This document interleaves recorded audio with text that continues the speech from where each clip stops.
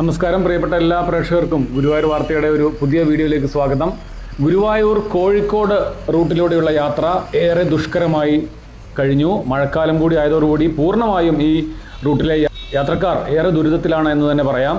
പ്രത്യേകിച്ച് ശനിയാഴ്ച ദിവസങ്ങളിൽ, സാധാരണ വൈകുന്നേരങ്ങളിൽ, അതുപോലെ സ്കൂൾ ടൈമുകളായ രാവിലെ, ഓഫീസ് ടൈമുകളായ രാവിലെ എല്ലാം ഇതുവഴിയുള്ള യാത്ര വളരെ പ്രയാസകരമാണ്. ഏറെ നേരം ബ്ലോക്കിൽ കിടന്നിട്ടാണ് പലരും ഓഫീസുകളിലും സ്കൂളുകളിലും ഒക്കെ എത്തുന്നത്.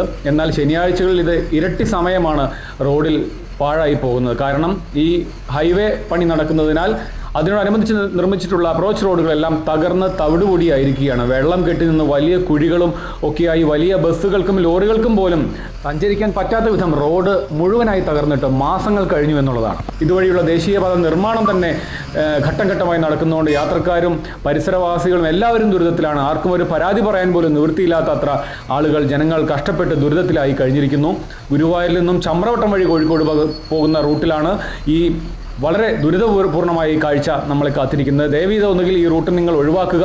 ഇതേ റൂട്ടിൽ പോകേണ്ടവരാണെങ്കിൽ ഓഫീസ് ടൈമുകളോ ശനിയാഴ്ച ഈവനിങ്ങുകളിലോ ഉള്ള യാത്ര പരമാവധി ഒഴിവാക്കിയാൽ അത്രയും ദുരിതം നിങ്ങൾക്ക് കുറഞ്ഞു കിട്ടും. മണിക്കൂറുകൾ തന്നെ ബസ്സിൽ ചിലവഴിച്ച് സമയം പോകുന്ന ഒരവസ്ഥയാണ് ജോലിക്കാർക്കും അതുപോലെ ജീവനക്കാർക്കും യാത്രക്കാർക്കും എല്ലാം. എന്നാൽ ഇതിനൊരു പരിഹാരം എന്നുണ്ടാകുമെന്ന് ആർക്കും അറിയില്ല.